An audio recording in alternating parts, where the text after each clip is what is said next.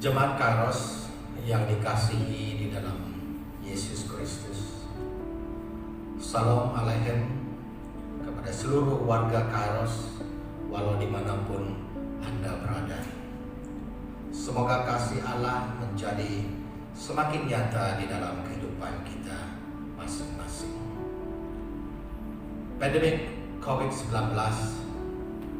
yang melanda seluruh dunia mengajar dan mengingatkan kita bahwa hakikatnya dunia ini begitu rapuh, tidak menentu, dan bencana yang terjadi adalah di luar kawalan manusia.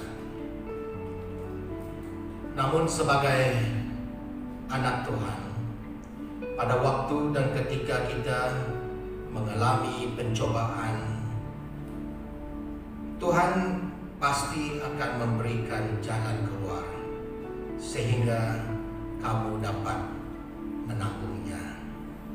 Sebab Allah setia, dan karena itu Dia tidak akan membiarkan kamu dicobai melampaui kekuatanmu. 1 Korintus pasal 10 ayat 13. Jemaat Kairos yang dikasihi di dalam Kristus, sudah sekian lama kita tidak mengadakan ibadah Ahad di gereja, dan seluruh pelayanan gereja kita amat terkesan sepanjang PKP COVID-19. Maka saya percaya ramai jemaat yang tertanya-tanya, bilakah gereja Kairos akan beroperasi seperti biasa? Justru kami berpendapat adalah penting jemaat Kairos diberitahu dan diingatkan tentang peranan serta tanggung jawab kita masing-masing. Pertama, Majelis Gereja Kairos sedang berbincang dan akan menetapkan tarikh bermulanya ibadah Ahad kita dalam masa terdekat ini. Keputusan yang diambil wajib berpandu kepada arahan pihak kerjaan, dan ibadah Ahad gereja kita akan bermula apabila SOP yang diperintahkan sudah kita patuhi dengan sewajarnya. Langkah-langkah mematuhi SOP tersebut akan kita laksanakan dahulu, dan selepas mendapat kebenaran pihak BEM daerah, kita akan tetapkan suatu tarikh yang sesuai. Kedua, saya juga mengambil kesempatan ini untuk merakamkan terima kasih kepada Pastor Samuel karena telah berjaya menjalankan segala urusan ibadah online gereja sepanjang PKP COVID-19. Begitu juga kepada para pengkhotbah serta semua yang terlibat di dalam pelayanan pentas pujian dan penyembahan setiap minggu. Terima kasih atas pelayanan Anda semua, dan Tuhan memberkati kesungguhan serta kesetiaan Anda semua. Ketiga, saya juga ingin mengingatkan kita semua supaya tetap menjalankan tangguh penyembahan keluarga kita masing-masing, dan sila berhubung dengan bendahari gereja di Kendoris bagi menguruskan uang persembahan yang kita kumpulkan itu. Sekian perutusan serta peringatan daripada saya mewakili majelis gereja kita. Kiranya Tuhan menyertai dan melindungi kita semua daripada gejala bahaya penyakit COVID-19 di dalam nama Tuhan Yesus. Amin.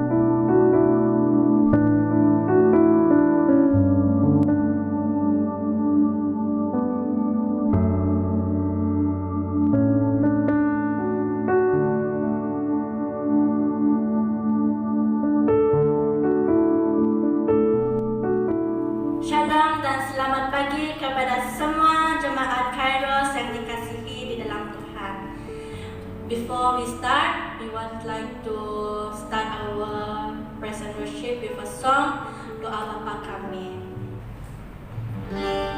Let us sing this song with a grateful heart as we prepare our heart, our mind, our spirit to worship our Lord God and Savior. Hallelujah. Bapa kami yang ada di surga, dimuliakanlah namamu.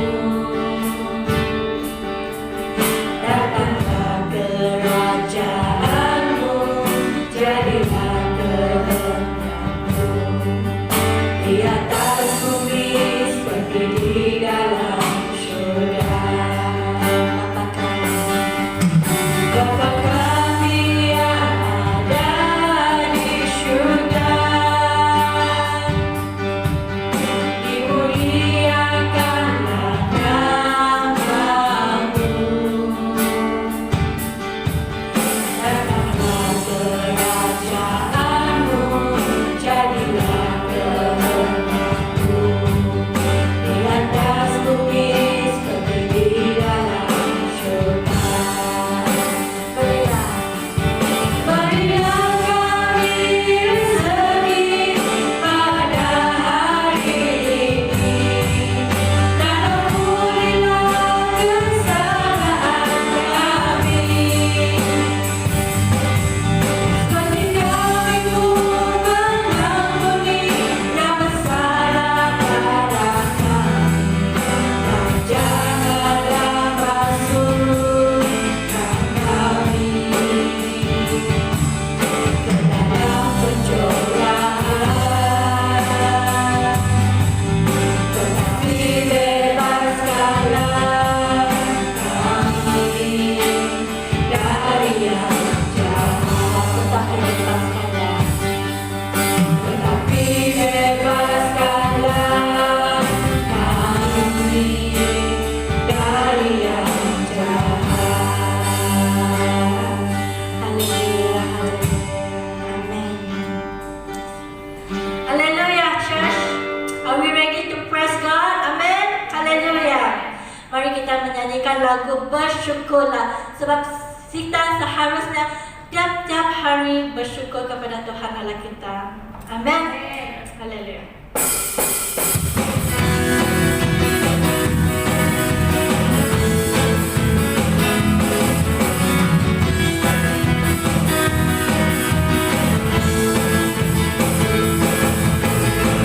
Datanglah kebaikan dengan hati bersyukur ke dalam kebenarannya, dengan hati bersuka serahkan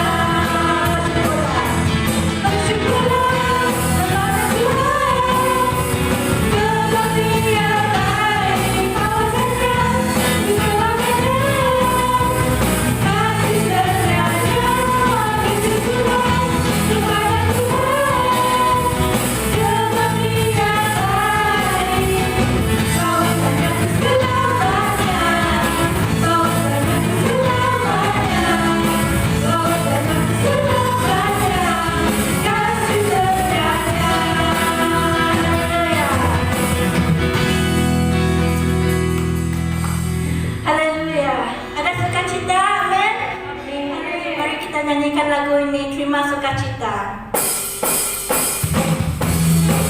Sebab sukacita itu adalah dari surga Tuhan Allah kita.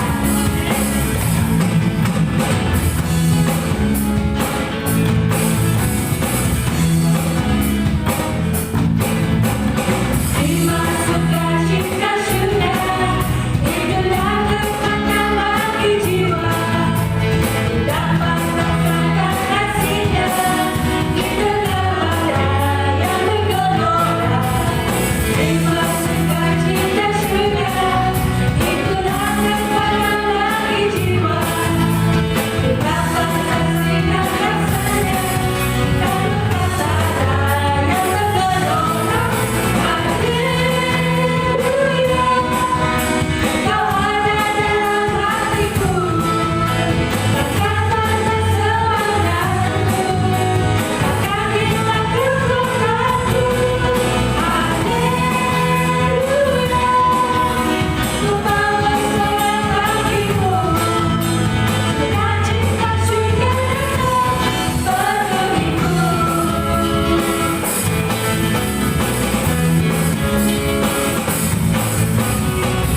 Sukacita sudah, itulah kekuatan bagi jiwa.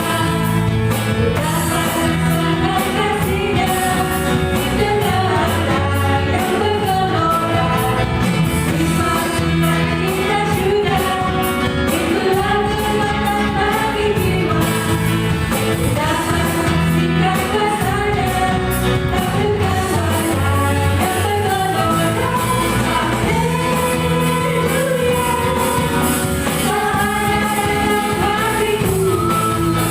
Kekuatan dan semangatku, akan kita kekuatanku. Haleluya, Ku bawa sorak bagimu. Sukacita surga penuhiku.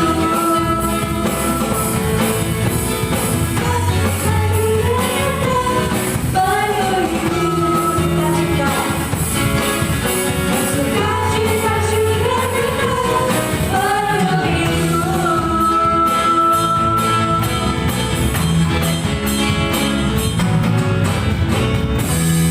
Hallelujah, hallelujah. Praise the Lord. Hallelujah, Jesus. Hallelujah, Jesus. Hallelujah, Jesus. You are worthy to be praised, O Lord. You are Lord God Almighty, O Lord Jesus. You are worthy to be worshipped, to be praised, O Lord Jesus. We are created to worship you, O Lord Jesus. Oh, kita menyembah Tuhan dalam kudus hadirat-Nya. Ku menyembah dalam kudus hadirat-Mu. Haleluya.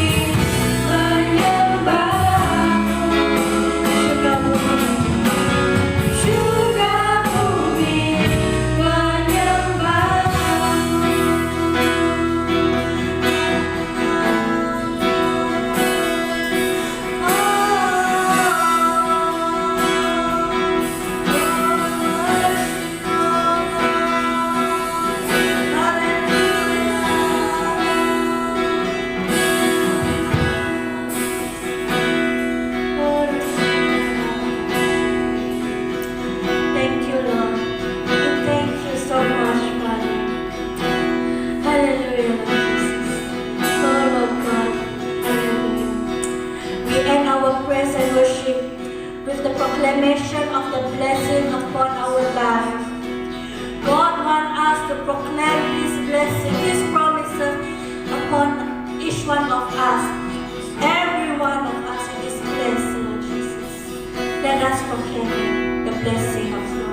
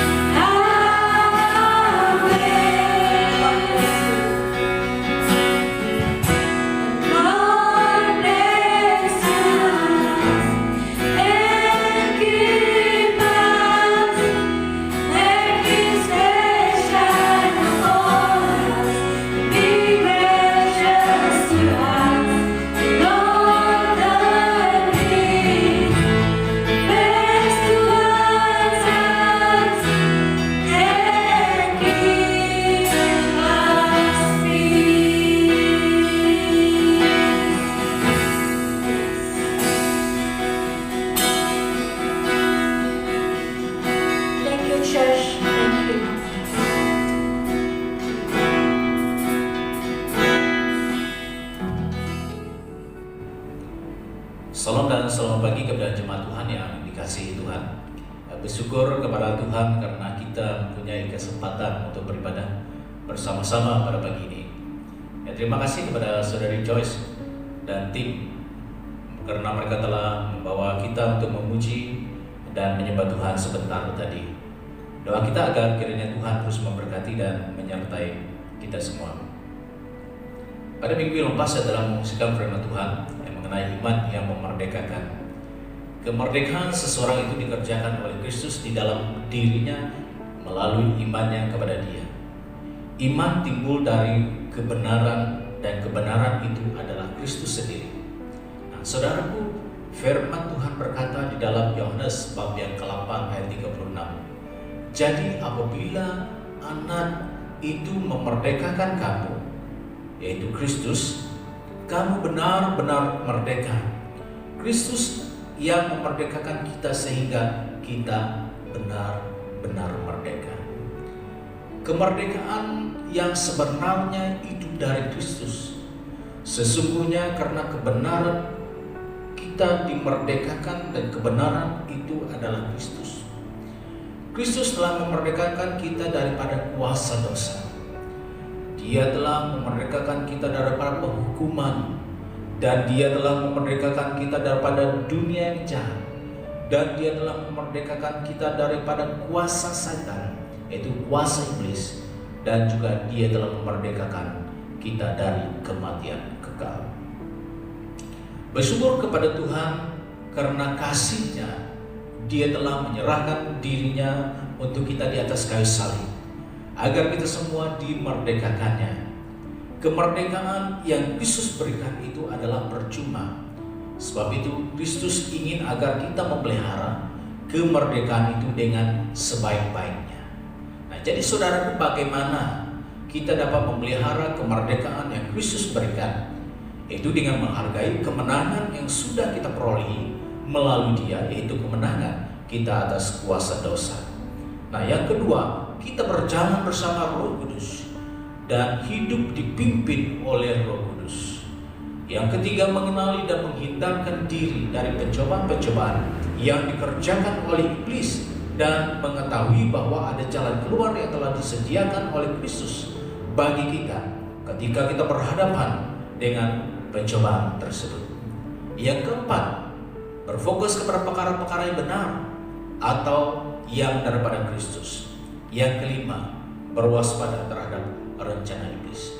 Demikianlah 5 cara bagaimana kita dapat memelihara kemerdekaan yang Kristus berikan.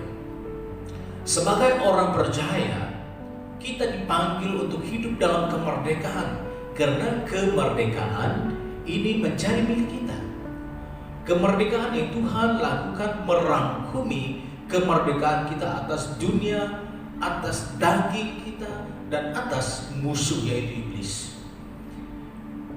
Saudaraku, syukur sekali lagi kepada Tuhan karena kemerdekaan yang Kristus berikan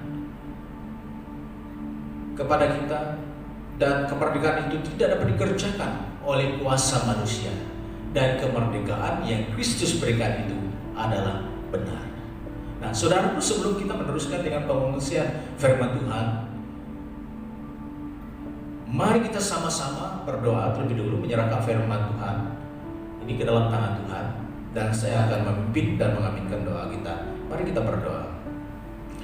Bapa di surga, Bapa yang kami kenal di dalam nama Tuhan kami Yesus Kristus, Bapa, kami bersyukur kepada-Mu karena kami dapat memuji dan menyembah Engkau pada pagi ini. Dan sebentar lagi kami ingin belajar daripada firman-Mu.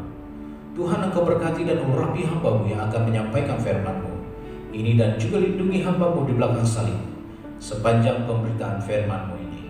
Tuhan, apa yang hamba-Mu sampaikan kepada hamba-Mu ini jangan ianya dari kehendak hamba-Mu sendiri, tetapi dari kehendak Tuhan. Tuhan, hamba-Mu ingin agar firman Tuhan ini akan meneguhkan, menguatkan, menyegarkan kehidupan iman kami. Berkatilah kami yang mendengar firman-Mu agar kami mudah mengerti dan memahami apa yang firman-Mu katakan kepada kami. Terima kasih Tuhan. Ini doa kami yang kami angkatkan hanya di dalam nama Tuhan Yesus Kristus kami sudah berdoa. Amin. Saudaraku, teks firman Tuhan yang akan kita baca pada pagi ini saya ambil dari Injil Markus bab yang kedua ayat 1 hingga yang ke-12. Jadi firman Tuhan yang berkata demikian, ayat 1. Kemudian sesudah lewat beberapa hari, waktu Yesus datang lagi ke Kapernaum, tersiarlah kabar bahwa Ia ada di rumah. Maka datanglah orang-orang berkerumun sehingga tidak ada lagi tempat, bahkan di muka pintu pun tidak. Sementara Ia memberitakan firman kepada mereka, ada orang-orang datang membawa kepadanya seorang lumpuh digotong oleh 4 orang. Tetapi mereka tidak dapat membawanya kepadanya karena orang banyak itu. Lalu mereka membuka atap yang di atasnya. Sesudah terbuka mereka menurunkan tilam. 4 orang lumpuh itu terbaring. Ketika Yesus melihat iman mereka, berkatalah ia kepada orang lumpuh itu, "Hai anakku, dosamu sudah diampuni." Tetapi di situ ada juga duduk beberapa ahli Taurat. Mereka berpikir dalam hatinya, "Mengapa orang ini berkata begitu?" Ia memuji Allah. Siapa yang dapat mengampuni dosa selain daripada Allah sendiri? Tetapi Yesus segera mengetahui dalam hatinya bahwa mereka berpikir demikian. Lalu ia berkata kepada mereka, "Mengapa kamu berpikir begitu dalam hatimu? Manakah lebih mudah mengatakan kepada orang lumpuh ini, dosamu sudah diampuni, atau mengatakan, bangunlah, angkatlah tilammu dan berjalan? Tetapi supaya kamu tahu bahwa di dunia ini Anak Manusia berkuasa mengampuni dosa, berkatalah ia kepada orang lumpuh itu, kepadamu kukatakan, bangunlah, angkatlah tempat tidurmu dan pulanglah ke rumahmu." Dan orang itu pun bangun segera mengangkat tempat tidurnya dan pergi keluar di hadapan orang-orang itu, sehingga mereka semua takjub lalu memuliakan Allah. Katanya, yang begini belum pernah kita lihat. Saudaraku, apakah tujuan ataupun objektif utama penulis memuatkan peristiwa ini di dalam kitab Markus ini? Di antara tujuannya adalah untuk memperkuatkan dasar iman orang percaya di Roma dan mengharapkan agar jemaat hari ini memiliki iman yang kuat atau dinamik seperti iman 4 orang yang membawa orang lumpuh ini kepada Yesus. Yang ketiga, mengharapkan agar jemaat mengenali dasar iman mereka yang sebenarnya. Melalui firman Tuhan yang kita baca ini, saya mengambil satu tema firman Tuhan yang bertajuk iman yang dinamik. Jadi apakah makna iman dan apakah makna dinamik? Makna iman adalah kepercayaan, keyakinan, pengharapan kepada seseorang atau individu. Jadi di dalam 3 minggu berturut-turut ini, kita telah banyak menyentuh tentang iman. Jadi saya harapkan agar kita sudah mengerti dan memahami makna iman yang sebenarnya. Apakah makna dinamik? Kata dinamik diambil daripada kata dynamite. Maksudnya bahan letupan. Definisi dinamik pula adalah bertenaga dan berkekuatan serta mampu menerbitkan pembaharuan dan kemajuan. Selain dari itu, makna dinamik juga adalah cerdas. Jadi tema iman yang dinamik ini juga boleh kita definisikan sebagai kepercayaan yang menerbitkan sesuatu pembaharuan.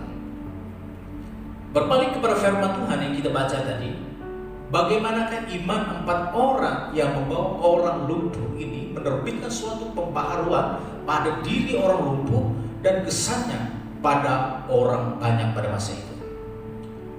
Sebelum itu mari kita sama-sama mengkaji latar belakang cerita ini dari ayat ke ayat terlebih dahulu supaya ia memudahkan kita untuk memahami dan mengerti peristiwa ini.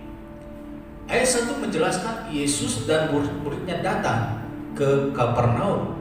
Jadi mengapa mereka harus ke Kapernaum? Sudah pasti ada tujuannya, bukan? Nah, Yesus dan muridnya datang ke kota Kapernaum karena kota Kapernaum merupakan pusat pelayanan mereka dan juga tempat Yesus dan anak-anak muridnya tinggal sebelum mereka meneruskan pelayanan mereka ke tempat lain. Nah, ayat yang kedua ini juga menjelaskan tentang respon orang banyak ketika mereka mendengar Yesus berada di Kapernaum. Apakah respon mereka? Di sini ada kemungkinan mereka datang kepada Yesus karena sebab-sebab keperluan jasmani mereka. Mereka ingin disembuhkan oleh Tuhan. Dan mungkin jadi karena keperluan rohani mereka. Dan yang ketiga, untuk mencoba Yesus dan mencari kesalahan Yesus, terutamanya orang-orang Farisi dan ahli-ahli Taurat. Mereka ingin mencoba Yesus dan hanya ingin mencari kesalahan Yesus. Dan yang keempat, percaya bahwa Yesus dapat melakukan berbagai mukjizat. Nah, di dalam ayat yang ketiga pula menjelaskan ada 4 orang pemusuh datang membawa orang lumpuh kepada Yesus. Jadi kita ingin tahu siapakah 4 orang pemusuh yang mengusung orang lumpuh tersebut. Teks firman Tuhan tidak menjelaskan siapa 4 orang yang membawa orang lumpuh itu. Tapi ada kemungkinan bahwa 4 orang ini adalah saudara kepada orang yang sakit lumpuh tersebut. Karena melalui tindakan mereka ini menceritakan siapa mereka. Nah, ayat yang keempat menjelaskan tentang masalah yang dihadapi oleh 4 orang yang mengusung orang lumpuh. Jadi apa masalah mereka? Firman Tuhan menjelaskan di dalam ayat 4 ini mengatakan pada masa itu terlalu ramai orang datang untuk berkumpul di rumah tempat Yesus berada sehingga tidak ada tempat bahkan di pintu pun. Penuh sesak dengan orang banyak dan mengakibatkan mereka tidak dapat masuk ke dalam untuk berjumpa dengan Yesus. Ayat 4 pula menjelaskan tentang langkah-langkah yang diambil untuk menyelesaikan masalah mereka. Dan apakah langkah-langkah yang mereka perlu ambil untuk menyelesaikan masalah itu? Yaitu mereka membawa orang yang sakit lumpuh itu naik ke atas, lalu mereka membuka bumbung rumah yang terletak di atas tempat Yesus dan menurunkan orang yang lumpuh yang berbaring di atas tikar di depan Yesus. Dan di samping itu mereka juga meletakkan iman dan keyakinan mereka pada Yesus, dan mereka tahu bahwa Yesus dapat menyembuhkan orang lumpuh tersebut. Ayat seterusnya yaitu ayat yang kelima. Mengapa Yesus berkata kepada orang lumpuh itu, "Hai anakku, dosamu sudah diampuni"? Apakah orang lumpuh ini sakit akibat dosa, akibat kesalahan orang tuanya atau diri sendiri? Dan apakah orang tersebut sakit karena akibat daripada kemalangan? Salah satu sebabnya juga adalah karena Tuhan ingin memperkenalkan identitinya kepada orang banyak yang dia adalah Tuhan. Dia ingin memamerkan siapa dirinya di hadapan orang banyak. Sehingga dia berkatakan, "Hai anakku, dosa sudah diampuni." Tetapi ayat 6 dan 7 menjelaskan tentang pemimpin agama. Mereka menolak Yesus karena Yesus berkata dia mengampuni orang-orang berdosa. Jadi tidak semua yang hadir menyaksikan peristiwa itu menyetujui apa yang Yesus lakukan pada orang lumpuh itu. Ahli-ahli Taurat berpikir di dalam hati mereka dan mereka tidak menyetujui apa yang Yesus katakan kepada orang lumpuh itu. Sebab mereka menganggap Yesus sebagai nabi. Karena seorang nabi tidak layak mengampuni dosa manusia. Tapi di dalam ayat 8 pula Yesus memperkenalkan lagi dirinya kepada mereka tentang keilahian yang ada di dalam diri Kristus, di dalam dirinya. Ahli-ahli Taurat itu tidak tahu siapa Yesus sebenarnya, dan mereka menganggap bahwa Yesus tidak mengetahui apa yang ada di dalam pikiran mereka. Tetapi Yesus dapat mengetahui semua apa yang ada di dalam hati ahli-ahli Taurat tersebut.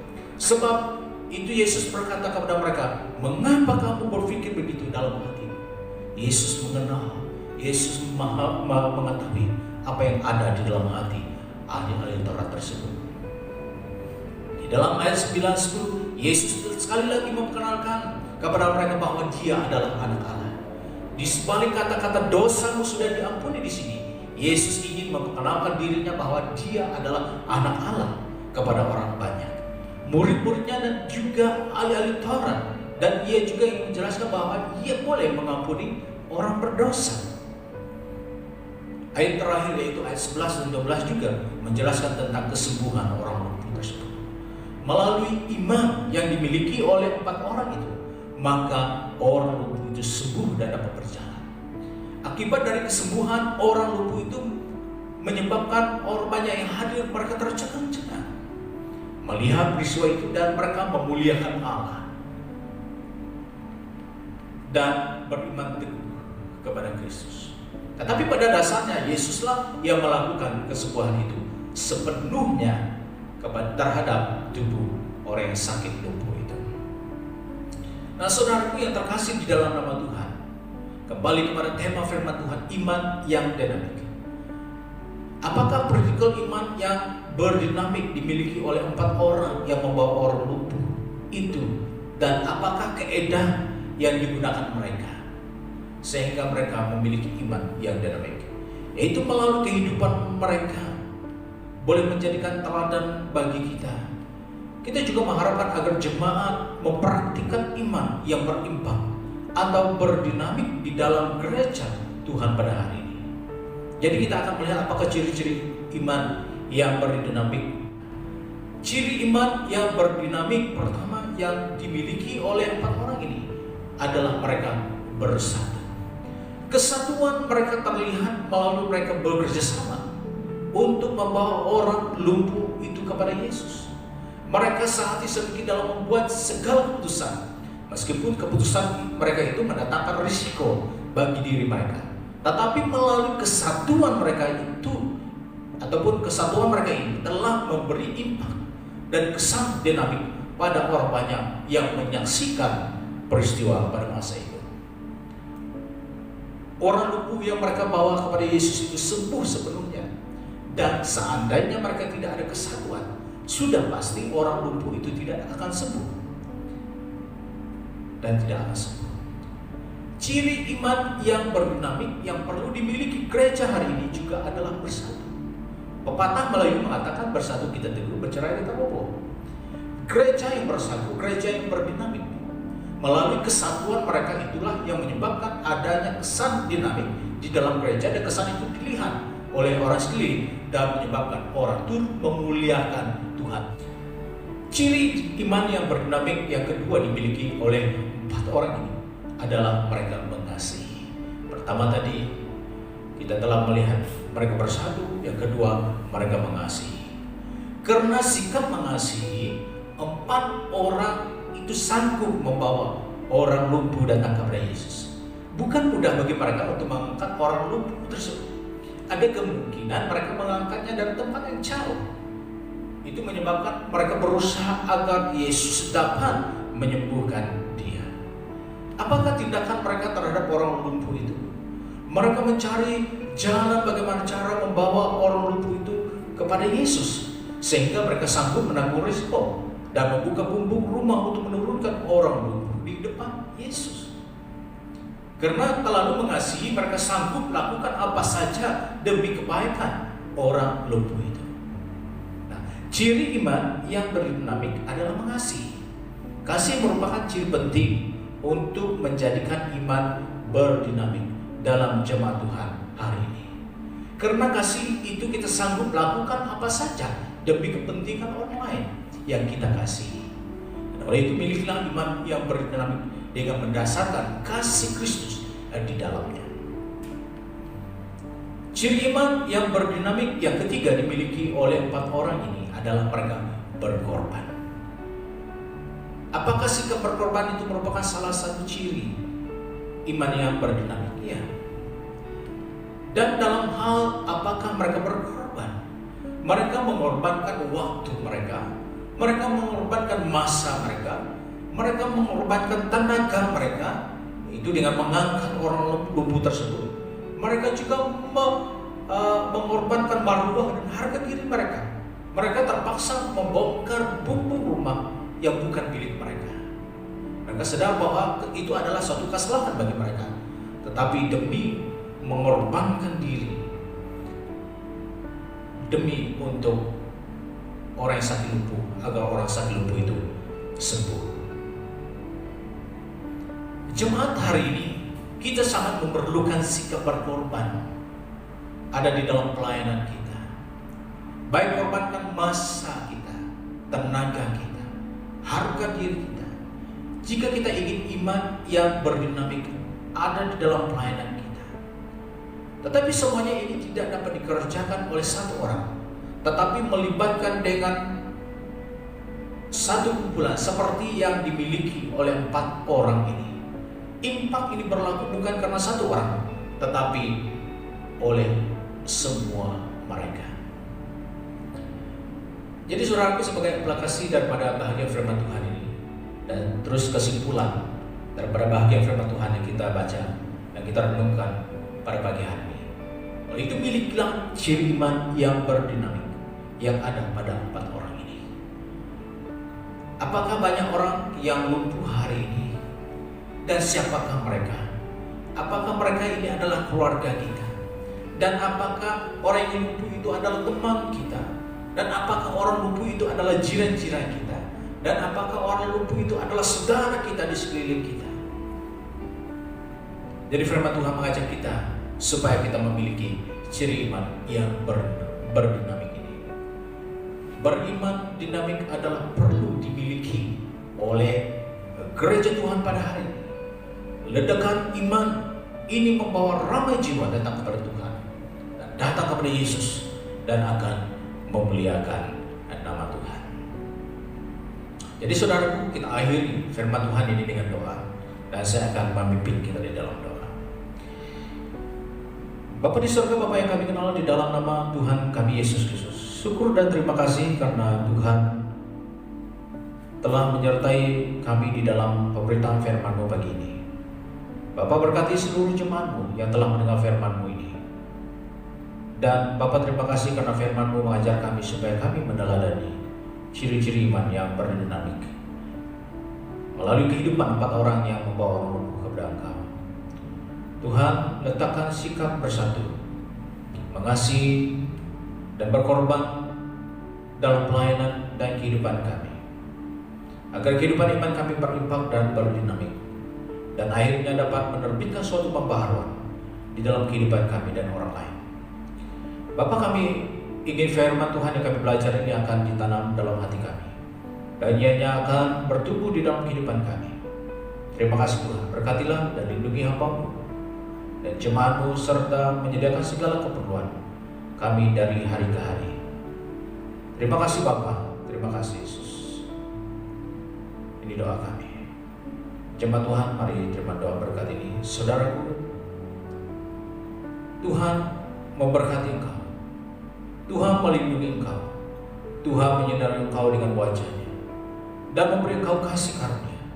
Tuhan menghadap engkau dengan wajah-Nya dan memberi engkau damai sejahtera hari ini dan sampai selama-lamanya. Amin.